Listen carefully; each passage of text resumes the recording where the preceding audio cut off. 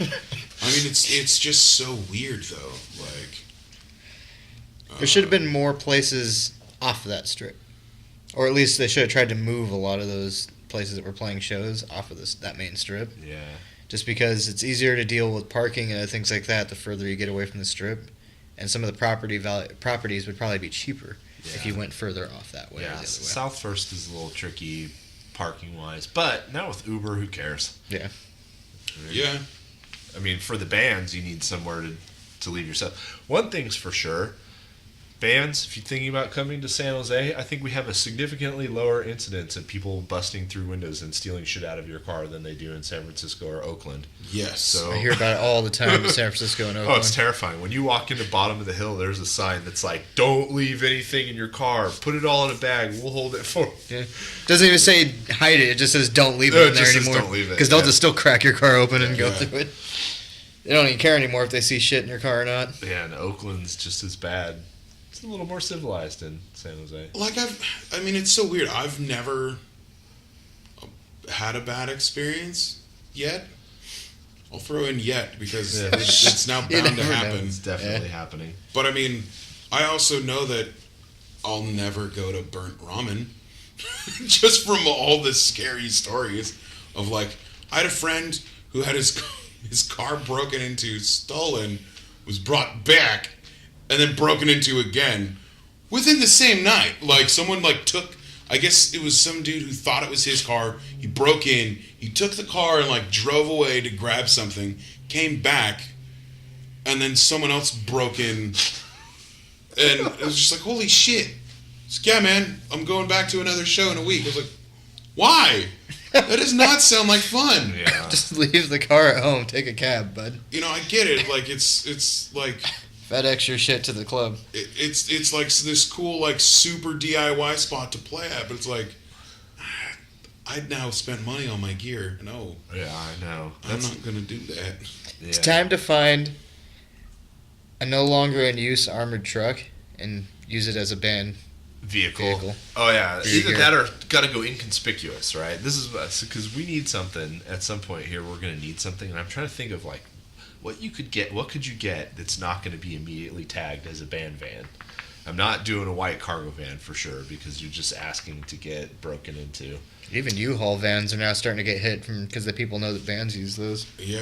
Well, the guys in Forgotten Gods, their van, they had, like, a cage within the van. A locked cage. Yeah. Yeah, that's smart so that you can't get to the stuff unless you bust through the cage. Yeah, well, and it was really hard to bust through that cage because we put all of our gear, or we put all of our bags and stuff when we carpooled down to Psycho, California, and it just sucks because like, oh wait, I needed something in my backpack and I can't get to it until we turn off the drive. Yeah. The whole third seat was sacrificed as well just to give more room.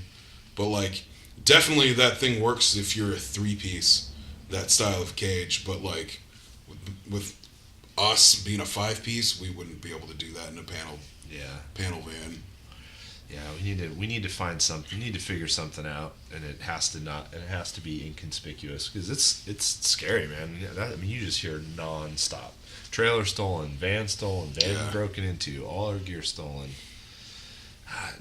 It's just mean. It's not like little bands on their little DIY tour down to LA or up to Portland are just like leaking money that we can lose all of our gear to some asshole who's like, it's like if all my shit was stolen, you know how long it'd take me to replace all that? Ugh. That's not even that expensive compared to what a lot of people have. Yeah. My shit disappeared. I would be like, well, see you guys in a year or two when I replace my stuff. I had one of my bases stolen out of my vehicle, like, the night of a show.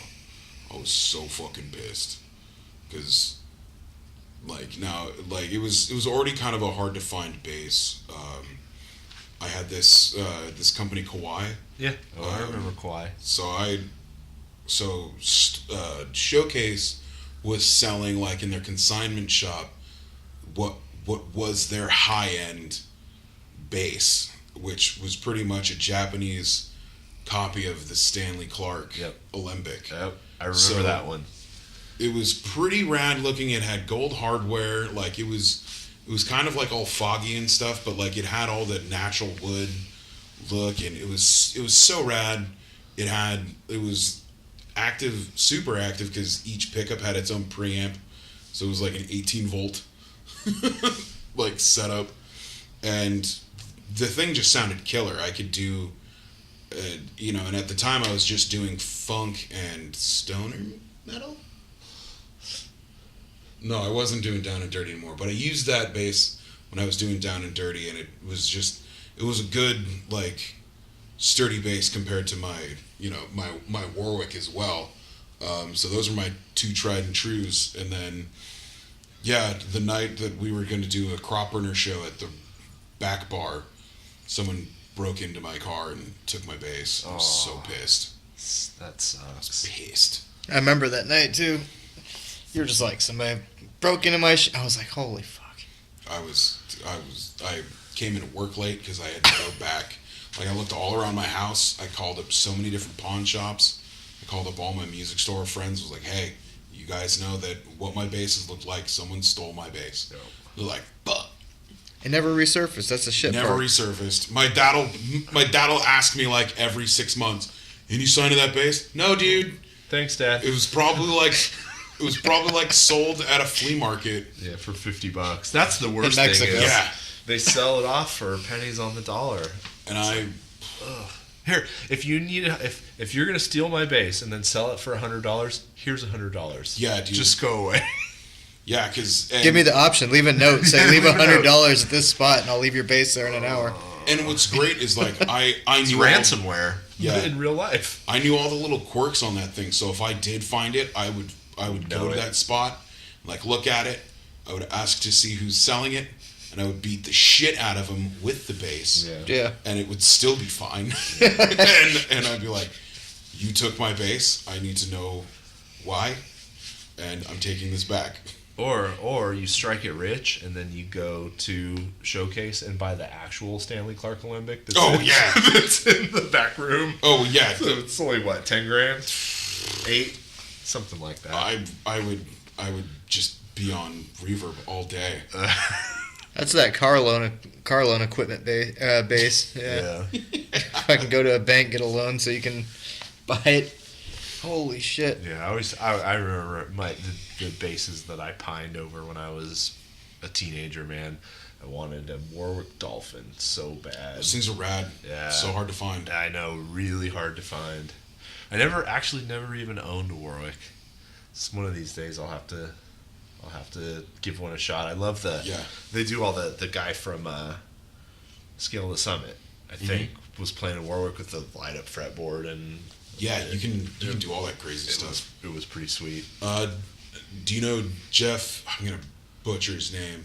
Hugel? Yeah. From 6 Feet Under. Yeah, with all that lit up. The custom 7-string. Well, he's endorsed by them now, but Yeah. Oh, someone here. I think it's. But yeah, dude. I mean, like that thing's just nutter butters. Yeah. Like all lit up and shit.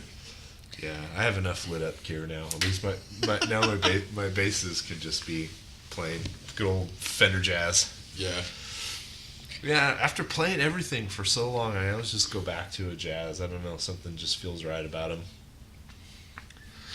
I just play my Schecters and that's it. Standard Schecters. Yeah, but you picked up C1s. that sweet new Apocalypse Schecter. It's still a C1.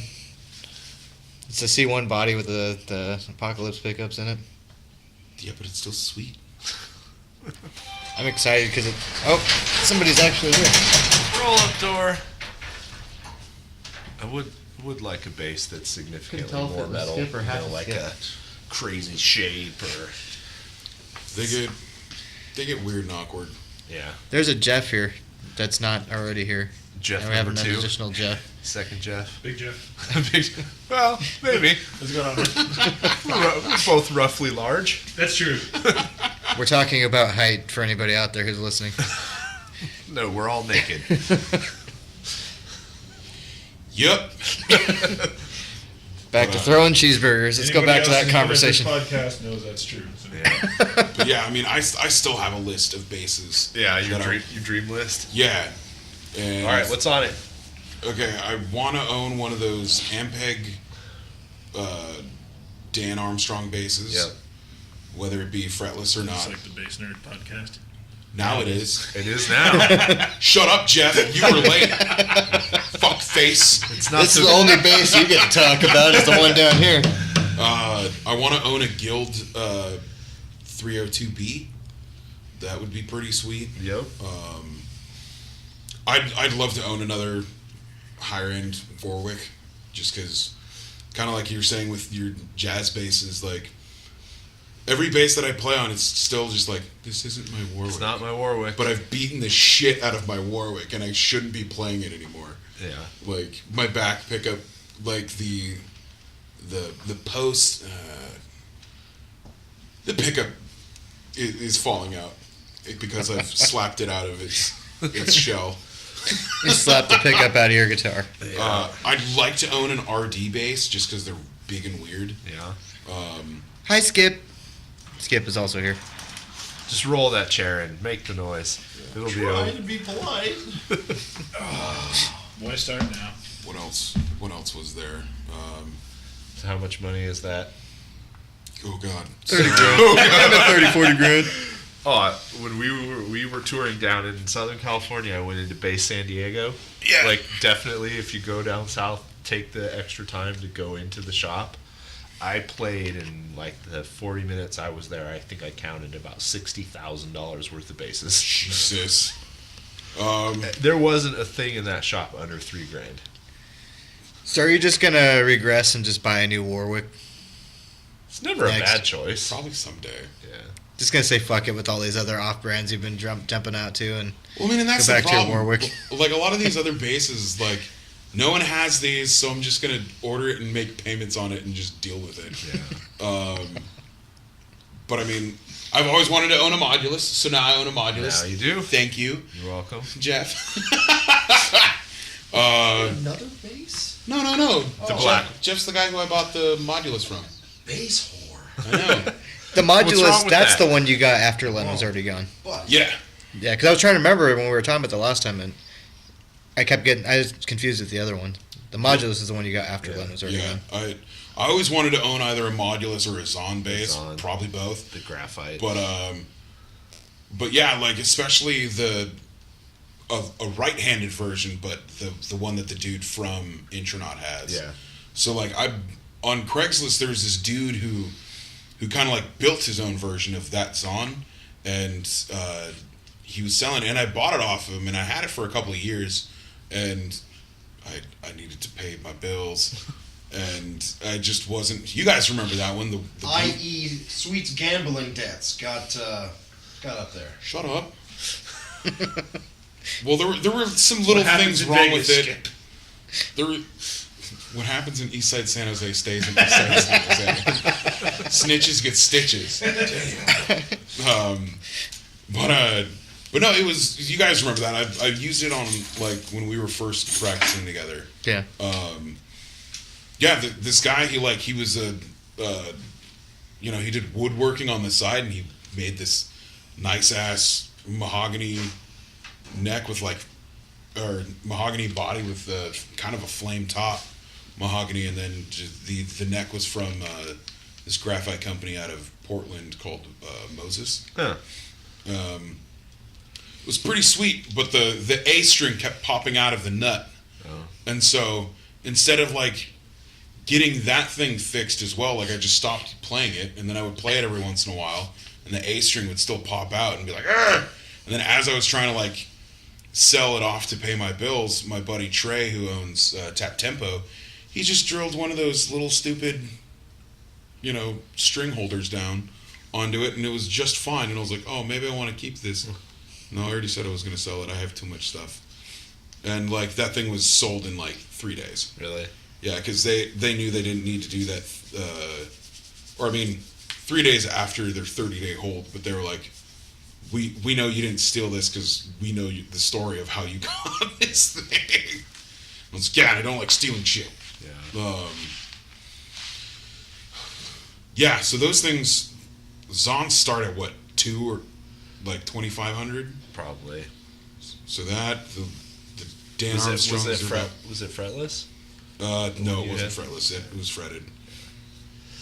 I would say probably 15 grand maybe of things that I want. Like I want to own a Travis Bean bass. What was wrong with that?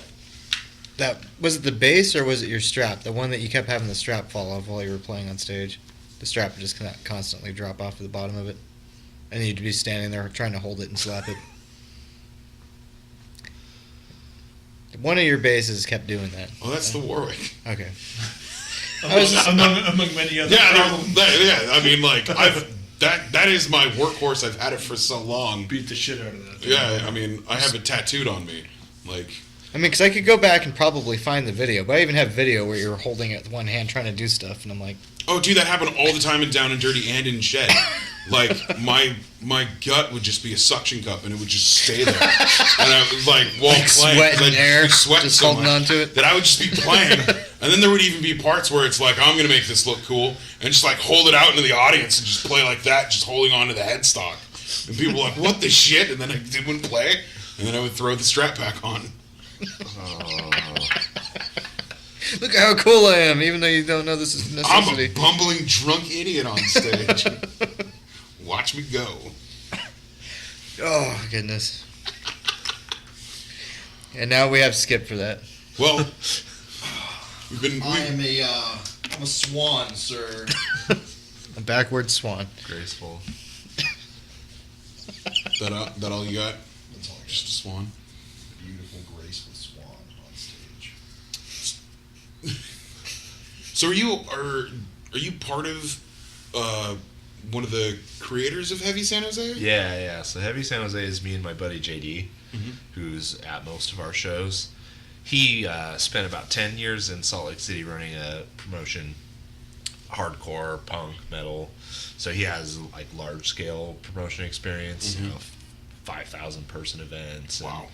Yeah, so it's like, hey, there's no good shows, and I kind of end up being the de facto promoter. Like, if you want something to happen, just do it. That's sort of been the discovery in the last couple of years. Like, oh, if you want something to happen, you just make it happen. Yeah. And it's actually not that hard. So we just decided to throw together a little promotion, and it's just the two of us at this point, and just the whole goal being bring stoner, doom, traditional heavy metal, kind of like I said, the psycho spectrum, like kind of just about whatever you'd see at Psycho. That's what we're trying to drag through San Jose as much as possible. Just because nobody else was doing it, so why not? And Is there plans to expand it, or?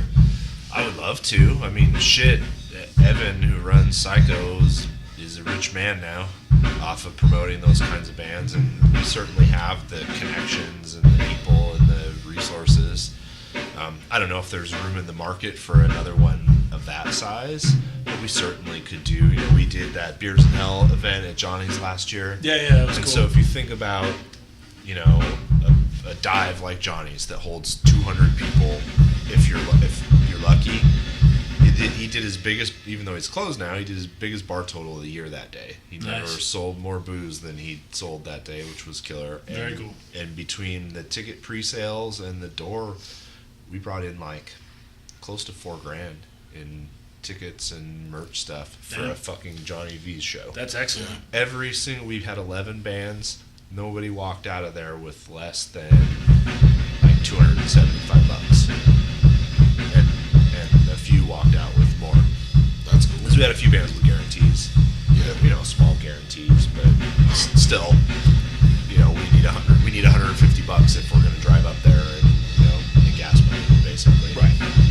So that scale, but then expanded, because when we do it this year, it's looking pretty damn certain that it'll be at the Ritz, and not at Johnny's. It will be bigger bands. Nice. Would you guys try to do the 2-stage style thing there? We can now that they have that front room cleared out. Yeah. So we're putting together an overview, because Corey's got to buy into it at the Ritz, and we want to and he's not a huge fan of fest type events because they're complicated and the work falls on their shoulders to execute. So we just have to put together an overview that says, hey, we got this.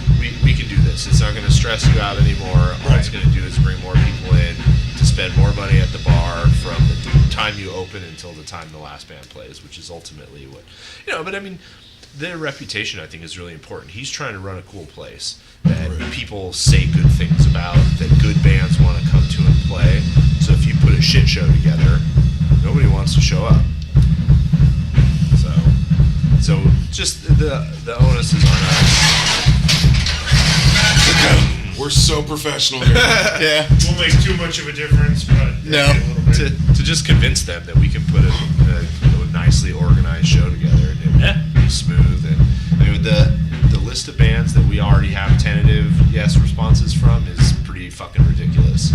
So once we can confirm some things, it'll be kind of like this Mothership show for just a random Sunday night show. It'll be kind of like, oh shit, all those bands are going to come through and play in San Jose at one time.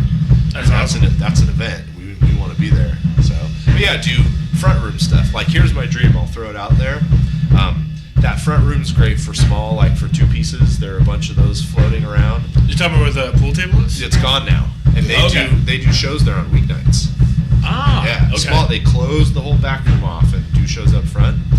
So yeah, there's some two pieces, but what about acoustic stuff, right?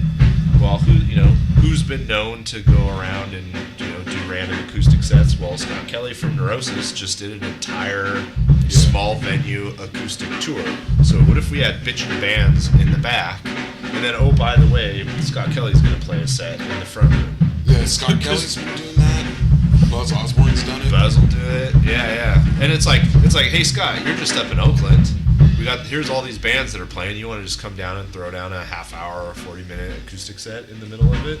It's not that hard. I mean, you're gonna have to pay him $10,000 to do that. So if the show seems interesting enough, if there's enough good bands playing, we might be able to draw stuff like that. So we're kicking around a lot of different ideas to just put, like I said, an event, a cool event, something that you're not going to get sitting in your bedroom watching YouTube, something that you have to be physically present to experience. Exactly. Gotta get these lazies to be unlazy and come out and check this shit out. Yep. Lyft discount codes. That when that Forager is opened up next door, so the whole old San Jose billiards spot has been empty for years. It's now called San Jose Forager, and basically what it is like there's an anchor brewery and a bar with a bunch of taps, and then they're leasing out all the other individual spaces to different like food. So it'll basically be like a Kind of like San Pedro Square Market a little bit? but with some anchor clients and then rotating. So if you want to start up a food business, you can rent out a space for 3 months. Then instead of investing in your own food truck or your own cart, you can just do it there, check it out, see how it goes. So there will be kind of a concept. Sounds like a food and beer co-op almost? Kind of, yeah, like an incubator. That's really cool. Yeah, like an incubator or a co-op, and it might actually have a performance space in it too. Very cool. So you can start to do these really cool things with like kick-ass food and beer, and then a show next door. San Jose suddenly starts to seem a lot less lame, at least for music.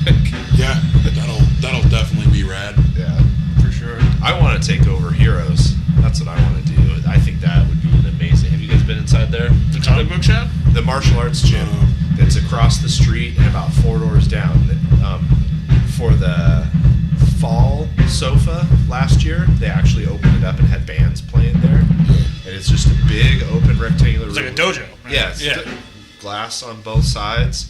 They set up a little stage on one end, and that room sounded so good. It was amazing how good it sounded. I was immediately like, hey, can we kick these martial arts guys out of here? Take this over. Not by force. Yeah. Right, we would need weapons or ninjas or something. My dojo. Yeah, it's mostly a Tell them we need people a grappling gym. We need people to protect the wall in Southern California. You don't want to try and grab grappling people, and you'd have to grab them, get grappled, throw them out. Oh yeah, watch me. Yeah. I have to put my high school wrestling skills to use. Yeah. And I would get wiped. Tickle them. Go I have a feeling that most of them probably wouldn't attempt to wrestle you. Go for the captain. Might be safe. I'll just wear one of those banana costumes. I'm trying to tickle him. I'll be all greased up as well. People not sure if you're a peanut or a banana. They're just like, what the hell's going on here? Anybody want a peanut? And you can sell tickets to that, because that would be amazing to watch, too. Well, hey, there is UWGA at the Ritz tonight, isn't there? Yeah, you need to go the crash. wrestling. You need to go crash that. I want to play a show at one of those events. Do they have bands play? I think Because they put the ring down on the floor, right? I haven't been to one because they're normally on Sundays and that's when we practice. Yeah. But yeah, like it would be cool. I don't know why they wouldn't want to have bands. I know Hood Slam every once in a while would have like a band do play like while things are going on. I want to say that they've had bands before. I think that was one of the groups that Music Depot promotes, isn't it? I has no idea. Yeah, I'm not sure. Either way, there's lots of potential. Yeah. And now that all these bars are closing down, it's time for something to come back the other direction, right? Yeah. Everything's been dropping down. Now it's time to go back up. Yeah, so we got more shows coming too. There's a kick-ass show on April 8th at the Back Bar. The Great Electric Quest is coming back up Okay. with Roast and Bedlam's Edge, which is another band on their label. So all LA and Southern California bands. That's cool. And then I'm actually doing it in Santa Cruz at the Blue Lagoon. April 14th will be Gozu and 8 Machine. Oh, okay. Yeah, that tour. And us and a Santa Cruz local. So, and then in June, Get Winter Wind. we're talking. Well, they're playing the show on the 8th. Oh, are they? Yeah, they're playing the show at the Back Bar. Okay. Yeah. No, I love them. Man, Bobby's gonna be busy that weekend. Bobby's a busy man. 'Cause we play. You guys play at the Caravan. We right? play at the Caravan the next day. Yeah. I'll be at a wedding in Nevada on the 8th, and then Sunday I'll just be fucking driving my ass to then play the show. Yeah, and then also not announced, but definitely happening on June 1st, a Thursday night. Castle, Year of the Cobra, Broom, and Kook at Back Bar. So, It sounds like a fun lineup. yeah. And again, to recap for the both of you, you're playing when next? March 12th. At the Ritz? At the Ritz. Sunday. Early show. Doors at 6. First band on at 7. Don't miss them because it will be High Sorcery. And they fucking rule. I was at the first show. It was crazy. That room exploded. That was awesome. Yeah, it was really great. And The Caravan was pretty packed that night. that was packed. Didn't know the Caravan could hold that many I've people. been hearing a bunch of reports that like every show at the Caravan has been pretty much packed and sold out recently since Johnny V's went because out. of No Johnny's. Yeah. Yeah, I mean, they have their down. I mean, shit, I helped Ian. Ian Watts is the booker that books a lot of these tours.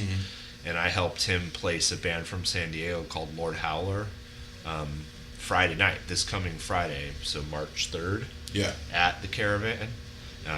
And we finally found some. I wasn't promoting it, I was just helping him connect up with people, but we finally found some other people to play. So if you don't have anything to do on Friday night, go to the Caravan because that one might not be so heavily attended. I'm gonna be there. You gonna be there? Yeah. Oh, good. Yeah, Lord Howler's kick ass. It's like early Metallica.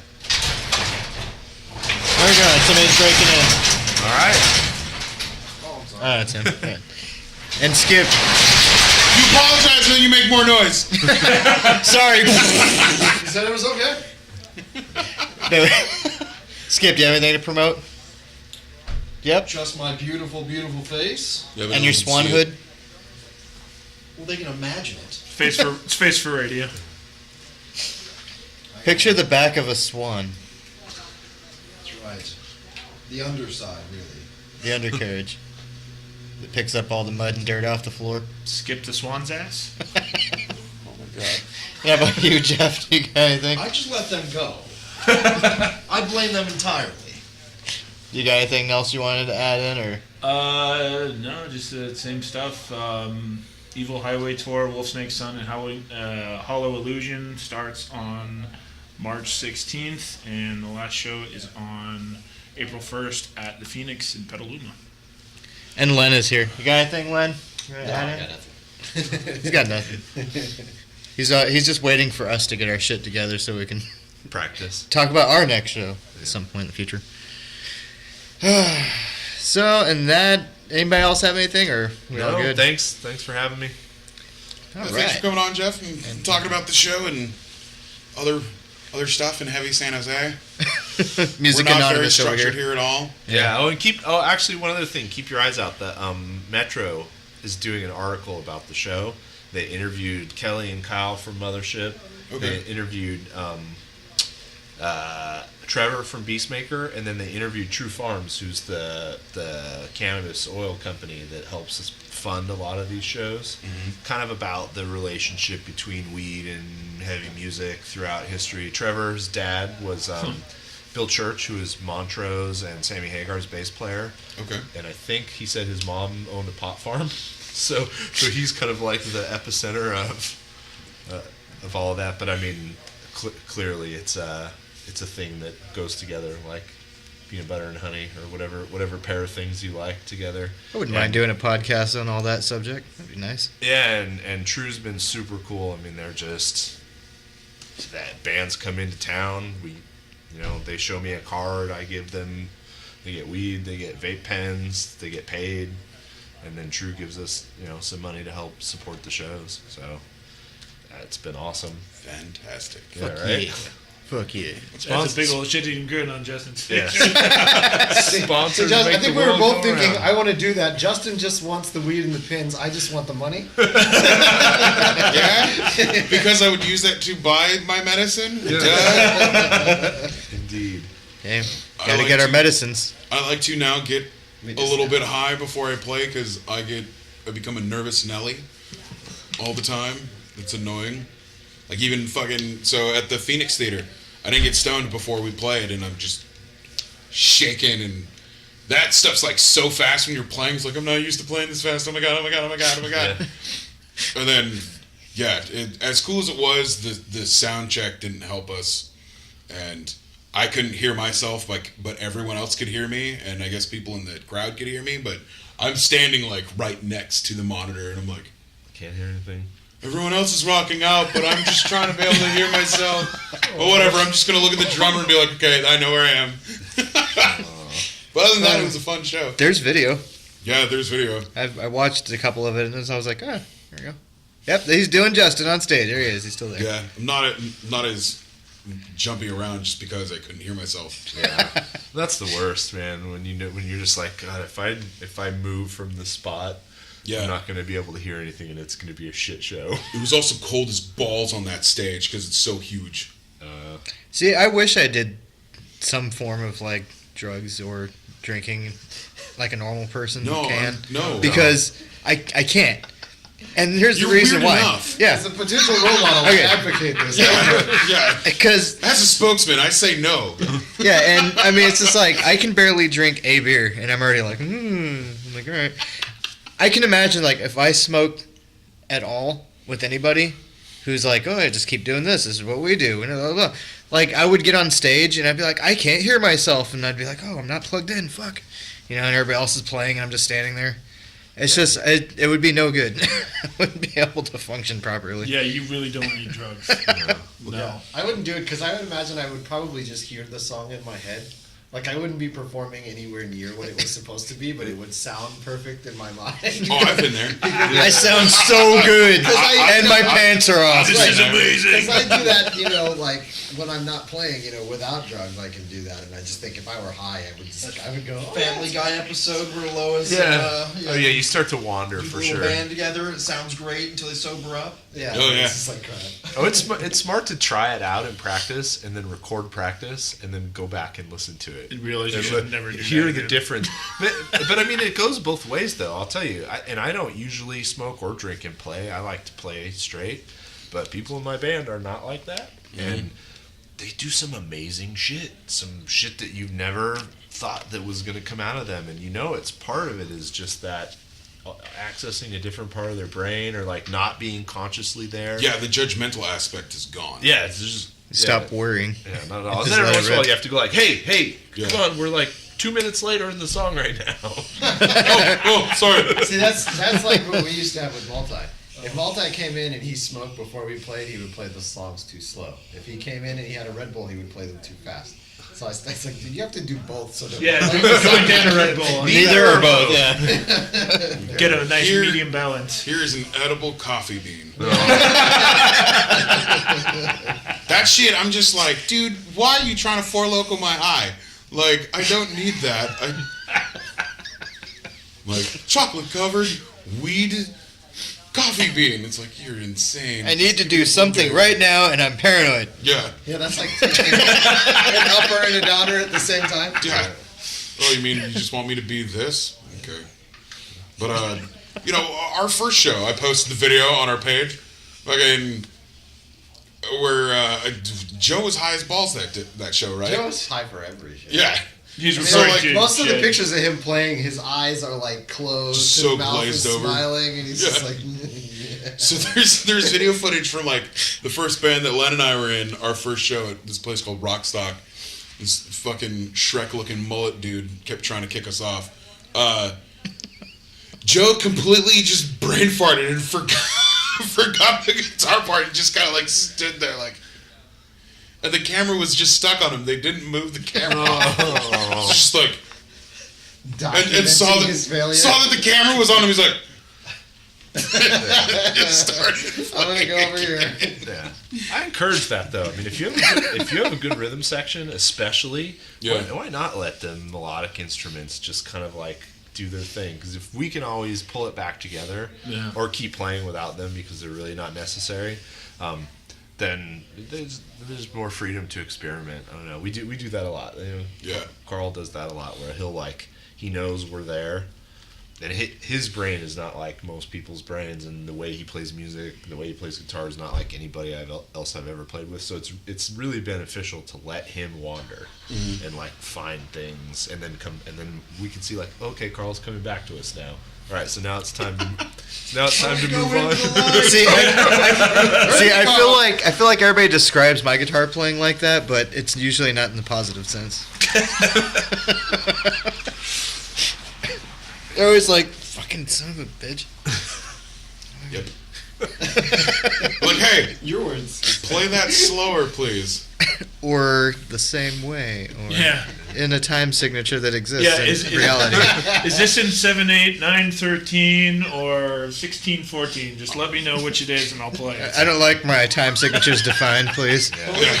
What was the one we had to do recording? The one song, like, we couldn't wrap our heads around the click track. And then you have to set it to something like Yeah, to change it just to make it work. 472 or some shit. Yeah, we had a part that goes from 4/4 to 3/4 to 4/4 to 3/4 to 4/4 to 3/4, and he ended up writing out like 72/8 as the time signature or something ridiculous like that. And the important thing was that no matter what happened, the one was where it needed to be. The important thing was that we no longer had to record it again after that. Yeah, because he was ready to fucking murder us. It's like, we need to fix this. We need to fix this click track, and then we kept trying, and he was getting real mad. Which song was that again? Failure. Yeah. The end of failure Yeah. is this weird, like, back and forth and back and forth and back and forth. Oh, right. The easy answer is no click track. See, that's what I say, right? But That's life. Depends on the type of band. Not gonna do it, man. Life is all about grabbing a hairy pair of berries and running with the show. What? You glare at me when you say that, boy. Well, no, that's Did you what have a bear happened. costume?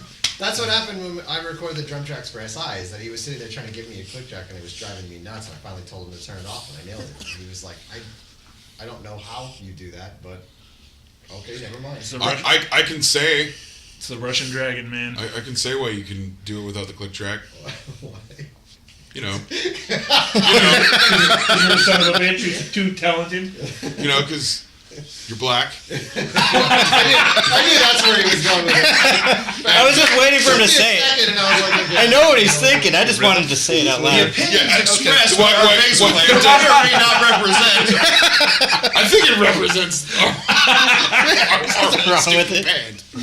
Yeah. No, I'm not saying there's anything wrong with South it. Park where they Yeah, yeah. token a bit. Yeah, it's totally token. Like, I never played this before. It's token, how many times have we been through this? You're black, you can play bass, just do it. Christ plus one, dude. That episode was so good. Hey guys, I found a bass in my basement. Crazy, huh? And could just happen to play it. All right, I gotta What- watch that tonight. It's a good classic one. But yeah, like that's how it's always been. Even like when we were starting Shed and stuff, like out of nowhere, he's like, "Oh, I got this bass line stuck in my head. Here." I was like, hand it to him, and it's like, "Fuck you! How'd you write that? Give me that!" And like, That's my job. I can't even do it. And I was like, man. So that's my problem. I was one of those people that would hear songs in their entirety, not just like, oh, Your I read part. the guitar part. I had to hear the whole song. And I've learned over the years, like once we were in SI and stuff, to not do that. To go, I can trust everybody else to do what they do. So And now you I can only- again. Yeah, I only need to. And now look what you did. So I only have to think about, I have to contribute my 5 cents and then shut up and watch what happens, because typically once everybody has their hands on the music, you end up getting something better than you had imagined anyway. That's what you're hoping for. Not my hand. Don't let my hand deal with the music. You let me think of the idea, and you guys put your hands on it. I don't know how your guys' writing process is, but what we do is we'll like have 2 or 3 riffs. We'll write the song, throw it at the wall, and then see what sticks, and then rewrite it like 10 different times. Yeah. Well, the song will be one way, and then somebody, usually Scott, will come back the next day and go, no, we've got to do it this way now. Completely change it. Yeah. Yeah, we're really just kind of learning, because the first batch of songs weren't complete, but were stuff that Carl and Mike, the first drummer, had been kind of working on. Mm-hmm. So they were gelled a bit, and I wrote parts, and we changed things, and we carved out there was no singer before, so we carved out a ton of space for the vocals. Yeah. We're actually right now just going through the exercise of writing our first. There's one song that we all wrote together on the first album. We're now just starting to write the next batch of songs, and they're going to be different. The drummer's different. He's got a different set of skills. If this was a Taken, Yeah. there would be more bad guys dead. It's starting to get weirder, but it's definitely like here's 3 parts that I wrote that kind of go together, and then Carl goes, yeah, I think I might have something that fits in between there or after there, and they just start getting assembled. But no, none of us are coming in with like, here's the song, fucking learn the song that I just wrote and write your part to it. Yeah. It's very and we spend a lot of time just jamming. Yeah, there's like, I mean, we have like 3 of our songs that we're working on written structurally. Like that one that says Kites, that one's kind of like all over the place. And then same with Parade over there. And then recently, when no one else showed up to practice, Scott and I, this is probably the easiest structure we've ever had written in a song. Oh, I like For it. Yeah, now. but that's just the first draft. Wait, Smegnot? Smegna. We're gonna I don't hate that at all. we're gonna Working titles, though. Yes, For now. we've never written them out like that until after they're done. Yeah. We play them. The only time we've deconstructed songs like that is when we're doing covers. It's like, oh, here's how this song goes. Interesting.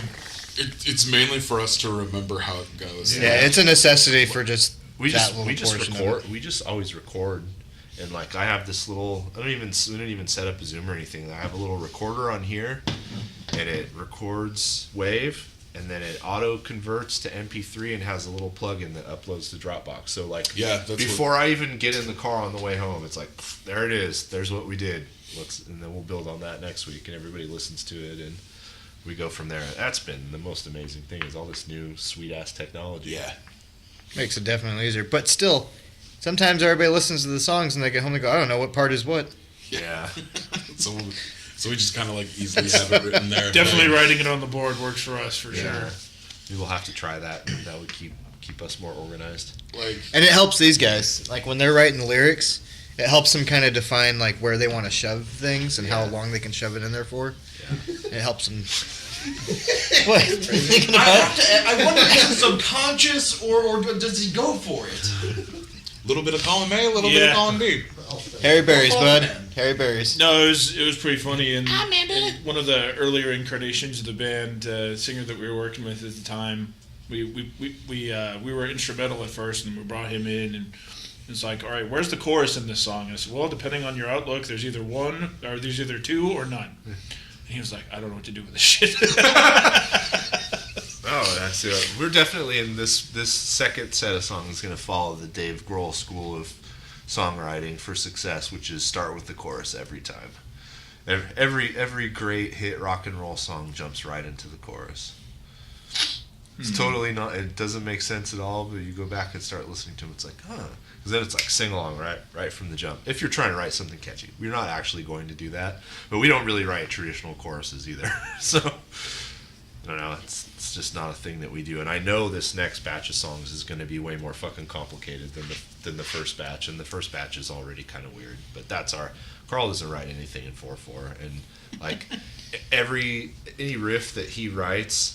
Where you think it starts and ends is never really where it starts and ends. And he's like a huge fan of even a riff that's 4/4, like dropping the last note of the last measure so that it ends on a 7 and then wrapping it back around Zeppelin style. So there's lots of that stuff, and that's just, I thought like he was doing it intentionally, but it's not. It's just how he hears it in his head. I finally figured out, that's just how he hears it. Is that your excuse, That's Scotty? that's how we are. Yeah. Scotty approves. If I was Kermit, I'd have a cup of tea in my hand. So like with us, pretty much we were like two bands that joined together. So like our first album, in a sense, was like half of the songs were the songs that Scott, Jeff, and I wrote, and then the other half were originally songs from Len and Skip's band at Something Internal. And so then we only really had two original actual songs, Failure and Cactus. Failure was really the It's only. the only one, because you guys had Cactus. Cactus was mostly figured out. Yeah. Well, not the last half, but like That's true. The main riff was there, but it was. Yeah, that's true. It was kind of during a transitional period of our times. Yeah, and it was pretty different too. Yeah, all right, I'll say 2. But I mean, like how we were like, all right, do the Slayer riff, do the Deftones riff, do this riff, and it's like, okay, but like, because they kept switching off on things, but I was just writing that one riff the whole time. I was like, I have no idea what you guys are talking about. I just do this one riff. Yeah, he was the constant for the song. It was an interesting way to kind of go about it. Yeah, the bridge on that song is almost like a round. Like if we were all, instead of playing our instruments, we were all singing "Row, row, row your boat," it would work too. Yeah, that's funny. Yeah, it was interesting. Like the first drummer was not by his own admission not a real technical edit. He beat the shit out of the drums, hits them super hard, and there's stuff that he did really well. But we'd write this off time stuff, and he would just play straight through it, and be like, all right, well, in like 4 measures we'll all catch up to each other. That'll be fine. But it's really, so it's polyrhythm through laziness. Exactly. That's exactly what it was. It was lazy polyrhythm. Fantastic. Yeah. And then, but now it's like It'll resolve eventually. Yeah. Do the math. We'll figure out where it resolves. Yeah. Yeah, kids, do the fucking math. Do the math. If you thought math wasn't important, you didn't play music. No, music is math. Yeah. Which is why I'm terrible at it. I was also not good at math. I'm terrible at math. I mean, fine with music. Yeah, but you heard it wrong. You heard me good at math. Good at math? Yeah, but how many times do I come in here and you guys will play something and I'll be like, is that in 8 or 9? But see, that's the difference. It's like two schools of people. People that count it out, you know what I mean, and understand, like, Right. okay, it's supposed to be that. And then there are people who just feel it. Yeah. To me, Right. it's not a number thing. It's just a feeling. Like Yeah, for sure. it's a pattern. Yeah. I don't need to count it. I just know. Two schools for sure. I remember seeing an interview with Soundgarden, like in the early days, and it's like, you write using really interesting time signatures, and they're like, no, we don't really pay attention to that. We just write what we feel. Yeah, and the math sits under it. What's important? Usually, the drummer usually at least has to understand the math at some point, and then there has to be one other person. I try, man. There has to be one. These two. Yeah. Then there has to be that one actually person who understand can it. translate, like from the math to the not math. I think to Justin's the a good translation point between It's usually the the math bass. to the non-math. It's usually the bass player's job. I've definitely always been my job. Like, See what you guys signed up for? yeah. Having to translate for. No, seriously. Is that why they call bass players the smartest people in the band? Like think the so. stupid like Facebook things. Like 2 months ago, it was like they're scientifically proven that drummers are the most important people, and now scientifically it's proven that the bass player is It the was all most made up. important. Now it's the bass players, flautist. The guitar players and the drummers would never get. I do. Yeah. Let's go back and talk about Injustice for All. That album is fucking amazing. No bass to be. No bass. And with that being said, I just want to say thanks again to Jeff for popping in, joining us. Like you said, check out the Ritz, Kook, and the High Sorcery is going to be there with Justin. And that's going to be March 12th. So Yes, sir. you want to make sure you go to that show, because if you don't, you will definitely get testicle cancer. Yeah. Ouch. So Yeah. make sure you are there. It's $10, and these are bands that in a year or 2 years from now could be huge. Or 2 months. Or 2 months. You don't know. Huge. You don't know. Don't put expectations on them, but Huge. you don't know. And then the rest of us will be practicing and probably get back out there soon. Jeff's got stuff going on. He's already announced, and High Sorcery, and you heard earlier Kook's got some stuff going on. So pay attention. I will definitely put all the links for everything on this, so you will see what's going on easy. And with that being said, thanks for fucking listening. Wow, that's so